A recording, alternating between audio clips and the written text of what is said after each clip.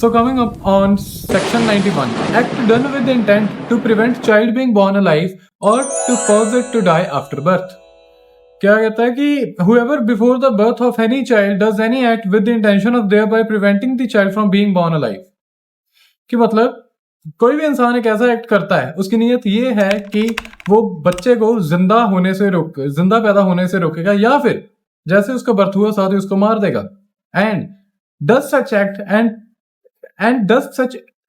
does by such act prevent that child from being born alive और मतलब इसी act के तहत वो ये चीज घटना को अंजाम भी दे देता है. तो अगर ये गुड फेथ से नहीं किया गया मेडिकल साइंस वाले पर्पज से कि बच्चे की मदर को बचाना है या व्हाटएवर, अच्छी नीयत से नहीं किया गया और ये ऑफेंस की नीयत से ही किया गया है, तो 10 साल की सजा होगी. ठीक है, क्या इंटेंशन है दोबारा से सुन लो. Intention of thereby preventing the child from being born alive, मतलब ऐसी नीयत कि बच्चा कहीं जिंदा पैदा ना हो जाए, अगर जिंदा पैदा हो भी गया तो उसको साथ ही मार देना. Act done with intent to prevent child being born alive और to cause it to die after birth, 10 साल की सजा. Section 92, causing death of quick unborn child by act amounting to culpable homicide. Quick unborn child कौन सा होता है, आ जाओ. Whoever does any act under such circumstances that if he thereby caused death he would be guilty of culpable homicide. कि whoever does any act, ऐसी situation में ऐसा act करना कि if he thereby caused death, अगर मतलब वो मार ही देता तो वो गिल्टी होता culpable homicide का. and does by such act cause the death of quick unborn child shall be punished with 10 साल की सजा होगी. ठीक है, क्विक अनबॉर्न चाइल्ड कि ही कॉज द डेथ, अगर वो बच्चा पैदा हो जाता और वो करी हुई डेथ के लिए वो गिल्टी होता है कल्पेबल होमिसाइड के लिए, और वो एक्ट ऐसा कर देता है किसका, क्विक अनबॉर्न चाइल्ड का. कल्पेबल होमिसाइड तब अप्लाई होता है जब बच्चा पैदा हो गया है, चाहे उसने पहली सांस ही क्यों ना ली हुई हो. ठीक है, लेकिन he causes the death of quick unborn child, ऐसी सिचुएशन में मतलब है एक्ट कल्पेबल होमिसाइड का ही, लेकिन कल्पेबल होमिसाइड लगेगा नहीं क्योंकि वो तो बॉर्न चाइल्ड पर पैदा होता है. तो अनबॉर्न चाइल्ड के लिए कौन सा सेक्शन है, सेक्शन 92. क्या कहता है, कहता है कि अगर ऐसी सिचुएशन में बच्चे की डेथ करी गई, क्विक है पैदा होने के लिए लेकिन अनबॉर्न चाइल्ड है, तो 10 साल की सजा.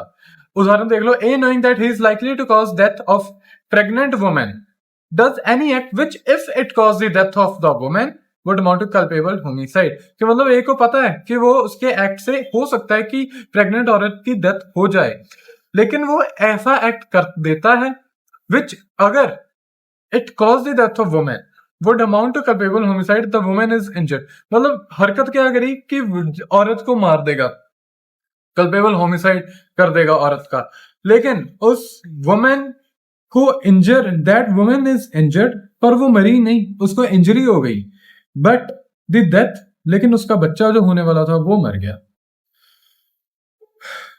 तो ए जो है वो गिल्टी है 10 साल की सजा के लिए इस ऑफेंस के तहत, क्योंकि उसने मां को मारने की कोशिश चाहे करी लेकिन मर गया बच्चा.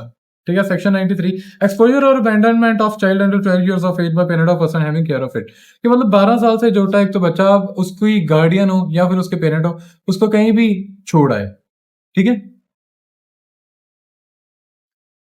whoever being the father or mother of the child under 12 years of age having such care of child expose or leave such child in any place with the intention of wholly abandoning such child be punished with imprisonment of, मतलब बच्चे को कहीं छोड़ा है तो 7 साल की सजा होगी.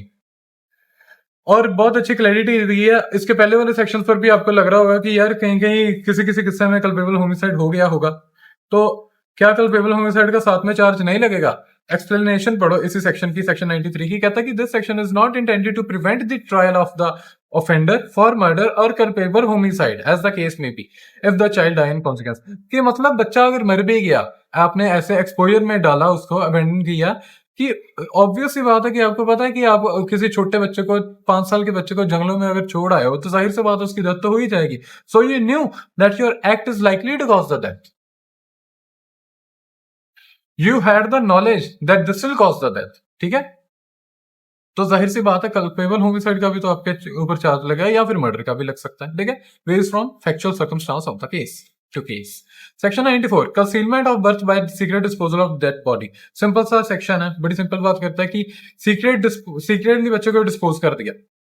बच्चे की डेड बॉडी को डिस्पोज करती है। क्यों? कहीं किसी को पता ना लग जाए कि बर्थ हुआ भी था। ठीक है, ऐसी एक बच्चे को छुप छुपीते बरी कर दिया या छुप छुपीते कहीं आग लगा दिया, छोड़ दिया, ऐसी हैवानियत को पनिश करने के लिए 2 साल की सजा। सेक्शन 95, हायरिंग, एम्प्लॉइंग और engaging a child to commit an offence. Whoever hires, employs or engages a child to commit an offense is punishable। नया सेक्शन है, काम का सेक्शन है। अच्छा किया बनाया, क्योंकि बच्चे को हायर कर लिया। अब देखो, लूप होल का फायदा भी तो उठा सकते हैं कि 7 साल के छोटे बच्चे को कौन सा सजा बनी है, तो उसे से ही एक्ट करवा दो। ये बात अलग है कि अगर अबेटमेंट प्रूव होगी तो उसमें आपको सजा हो जाएगी, लेकिन लॉ की मजबूती थोड़ी बनाने के लिए कि अगर आपने हायर किया बच्चे को या एम्प्लॉय किया या एंगेज किया बच्चे को कि आपने ये 100 ऑफेंस करना है, किसी को गोली मारनी है या फिर उसकी जेब काटनी है, तो 3 साल कम से कम सजा, मैक्सिमम सजा 10 साल। और दूसरा सिचुएशन, अगर if the offence is committed shall be punished with the permission with the punishment, हाँ, कि अगर वो बच्चे वाला ऑफेंस नहीं हुआ 3 साल से 10 साल, अगर हो गया तो उतनी जितनी ऑफेंस के लिए प्रोवाइडेड सजा है उतनी ही मिलेगी, मैक्सिमम मिलेगी। एक्सप्लेनेशन पर आ जाओ।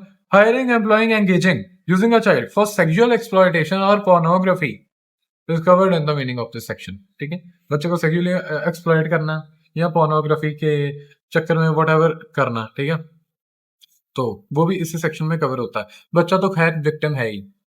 Section 96, procuration of child. इसमें अच्छी बात यह है कि पहले कहते थे कि प्रोक्यूरेशन ऑफ माइनर गर्ल, अब इन्होंने जेंडर न्यूट्रल सी टर्म यूज की है, प्रोक्यूरेशन ऑफ चाइल्ड। ठीक है, क्योंकि क्राइम आगे बहुत तरह तरह का होने लग गया। चलो, whoever by any means whatsoever induces a child to go from any place to or to do any act with intent that such child may be, or knowing that it is likely that such child will be forced, seduced to illicit intercourse or with another person shall be punished with 10 साल। कि मतलब बच्चे को खरीदना इस नियत से कि उस बच्चे का जबरदस्ती या उसको मतलब फोर्स जो सेड्यूस टू इलिसिट, मतलब उसके साथ शारीरिक शोषण करना, तो जाहिर सी बात है ऐसे गंदे अपराध के लिए 10 साल की सजा तो बनती है, ये भी कम है। चलो, सेक्शन 97, किडनैपिंग और abducting child under 10 years of age with intent to steal from its person. ये पढ़ के थोड़ा सा अजीब लगेगा कि यार ये क्या, स्टील फ्रॉम इट्स पर्सन मतलब चोरी करने के लिए। हाँ, 10 साल से छोटा बच्चा और उसको उठा के ले गए, किडनैप कर लिया या अबडक्ट कर लिया, जबरदस्ती खींच के ले गए, ठीक है, अपने आप में ये गलत ऑफेंस है। और ऊपर से क्यों किया? क्योंकि उस बच्चे से उसके पास कोई हीरे की अंगूठी थी, वो चोरी करनी थी, चलो जी स्टील करनी थी, इसके लिए आपने बच्चे को किडनैप कर लिया, इतना मतलब हड़दंग मचा दिया। कितने साल की सजा? 7 साल की सजा की हद तक जा सकती है पनिशमेंट। ठीक है, section 98, selling child for the purposes of prostitution. बहुत ही घटिया तरह का ऑफेंस है ये।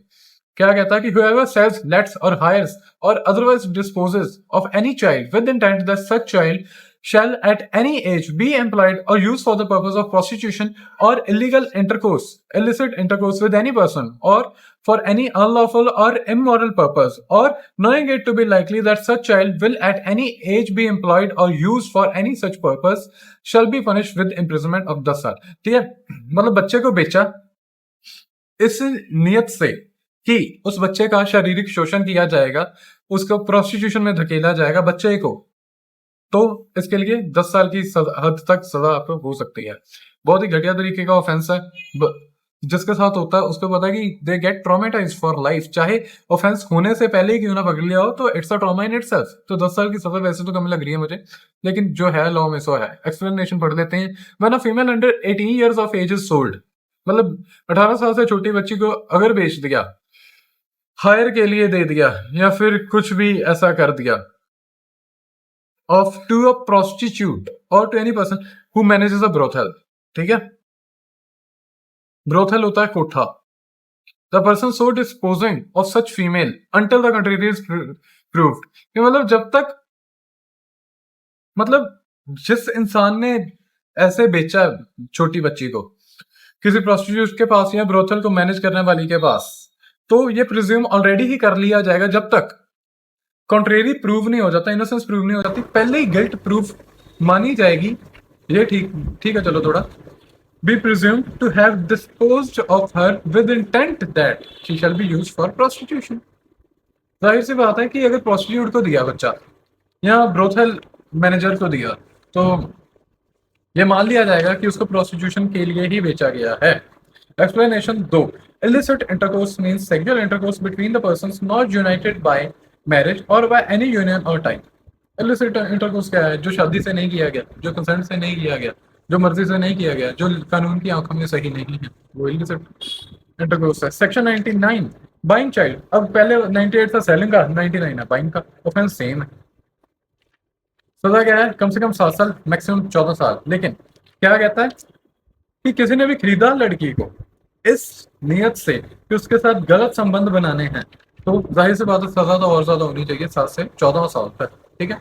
एक्सप्लेनेशन 1 क्या कहती है कि कौन है बायर, कौन है? इसकी हल्की सी उदाहरण कि एनी प्रोस्टिट्यूट और any person managing a brothel who buys, जिसने खरीदा ऐसे लड़की को 18 साल से छोटी को, मान लिया जाएगा कि उस औरत ने या ब्रोथल मैनेजर ने इसी नियत से खरीदा है कि उसको प्रोस्टिट्यूट बनाना है, जो कि बड़ी गलत बात है।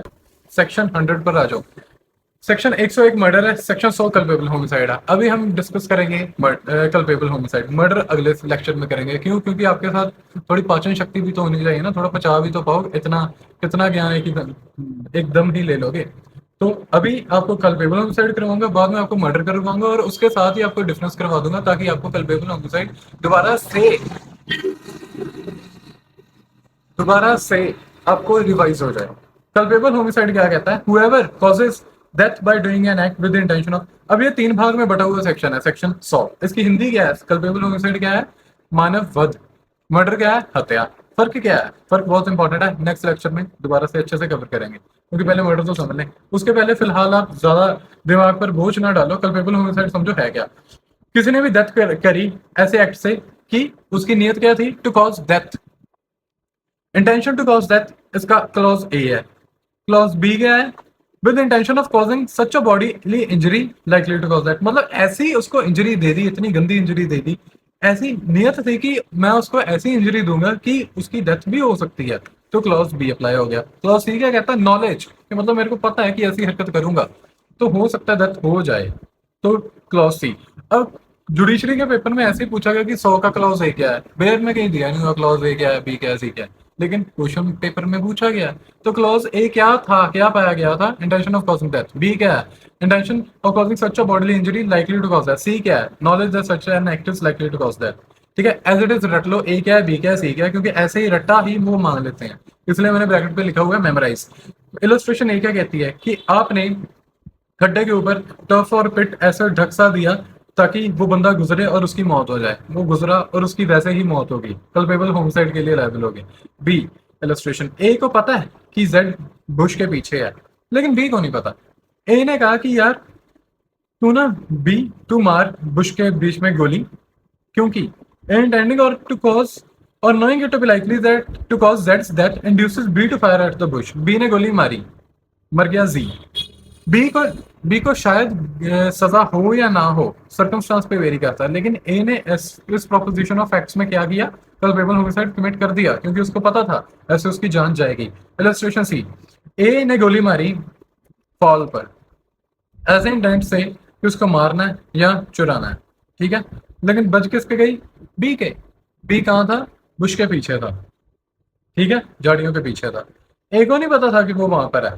ए चाहे वो अनलॉफुल एक्ट कर रहा था, लेकिन कल्पेबल होमिसाइड के लिए वो लायबल नहीं है। क्यों? क्योंकि उसकी नियत थी नहीं उसको किसी की हत्या करने की, किसी के मानव वध करने की।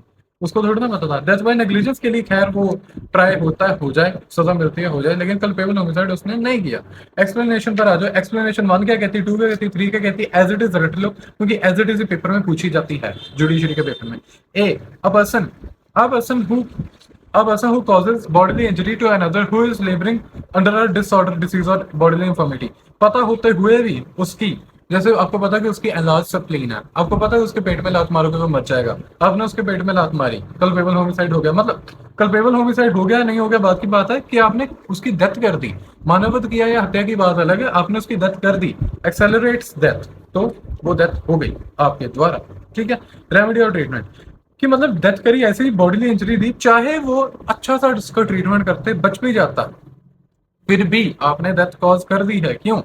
क्योंकि एक्सप्लेनेशन ने बताया कि death might have been prevented, he shall be deemed to have caused the death.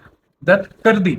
Explanation 3, causing death of a child in the mother's womb, माँ के पेट में बच्चा है, होमिसाइड तो नहीं है, लेकिन हल्का सा भी बाहर आ गया, सर बाहर आ गया, धड़ अंदर था, शरीर अंदर था, तो वॉम्ब वूम्ब में हुई डेथ, तो that is not homicide. But हल्का सा भी बाहर आ गया तो कल्पेबल होमिसाइड। ठीक है, Rampal Singh versus state of UP, बड़ा इंपॉर्टेंट सा केस है क्योंकि इससे बहुत बारी पूछे गए हैं एमसीक्यूज। कल्पेबल होमिसाइड क्या है? जेनस है। मर्डर क्या है? उसका स्पीशी है, यानी कि एक डॉग है, अपने आप में ही जेनस है, लेकिन पोमेरेनियन ब्रीड का है, जर्मन शेफर्ड ब्रीड का है। जिफ्पॉम है, वो क्या है? उसकी स्पीशी है। जिफ्पॉम क्या है? डॉग की स्पीशी है। डॉग क्या है? जेनस है। ऐसे ही कल्पेबल होमिसाइड जेनस है, मर्डर स्पीशी है। ऐसे ही कल्पेबल होमिसाइड का दायरा बड़ा है, मर्डर का दायरा छोटा है। क्यों छोटा है वो आगे डिस्कस करेंगे, क्योंकि मर्डर होने के लिए कुछ सर्कमस्टांसेस हैं, दायरे बने हुए हैं। ठीक है, and her murder culpable homicide होता है। ठीक है, क्योंकि उसका दायरा ही छोटा है। छोटा दायरा बड़े दायरे में ही आएगा ना। ये मर्डर है तो ये कल्पेबल होमिसाइड के दायरे में ही आएगा ना। Every murder is culpable homicide, but all culpable homicides are not murders. ठीक है, तो but all culpable homicides are not murders. Palani Goundan वाला केस है वर्सेस एम्परर वाला, वो भी डिस्कस कर लेते हैं, बड़ा सही केस है। इसमें से भी मतलब बड़े टेक्निकल से एमसीक्यू बने थे, डिस्कस कर लेते हैं।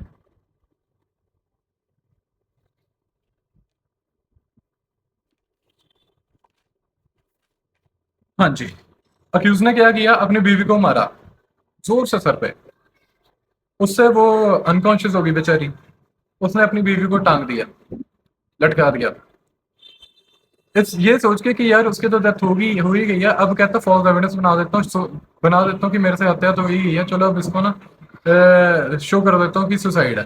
ठीक है, तो accused को cannot be convicted either of murder or culpable homicide. Of course, he could be punished both for original assault and his on his wife and homicide. He could be punished. He could, of course, be punished both for original assault on his wife and for his attempt to create a fake evidence. ठीक है, तो इस फैसले में क्या हुआ था कि ना उसको कल्पेबल होमिसाइड मानव वध की दी थी सजा, ना हत्या की दी थी, ना कल्पेबल होमिसाइड ना मर्डर की। क्यों? क्योंकि उसका ओरिजिनल सॉल्ट था ग्रीवियस हर्ट करने का, सपोज करो, या हर्ट करने का। तो हर्ट या ग्रीवियस हर्ट करने का जो सॉल्ट था उसी की सजा मिलेगी। ठीक है, जो रिजल्ट हो गया उसकी सजा नहीं मिलेगी। और दूसरी सजा किस चीज की? फेक एविडेंस बनाने की। बहुत सारे केसेस में ये हेल्ड हुआ। अब इसके पीछे लॉजिक क्या है? आपको लगेगा कि यार ये तो बड़ी गलत बात है। नहीं, इंग्रेडिएंट फिर नहीं पूरा हुआ। मर्डर या कल्पेबल होमिसाइड करने का इंग्रेडिएंट क्या है? कि मेरी नियत है कि मैं आपको मार दूं, लेकिन मैंने तो सॉल्ट किया, नियत तो मेरी थी नहीं कि वो मर जाए। मर गई बात अलग है।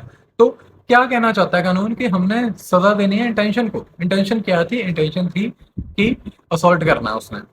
कितना गहरा ग्रीवियस असॉल्ट था? हर्ट करने लायक तो हर्ट की सजा, ग्रीवियस हर्ट तो ग्रीवियस हर्ट की सजा, अटेम्प्ट टू मर्डर करने लायक तो अटेम्प्ट टू मर्डर की सजा। तो ऐसा बहुत से केसेस में हेल्प हुआ है। ठीक है, so that was it from my side, thank you.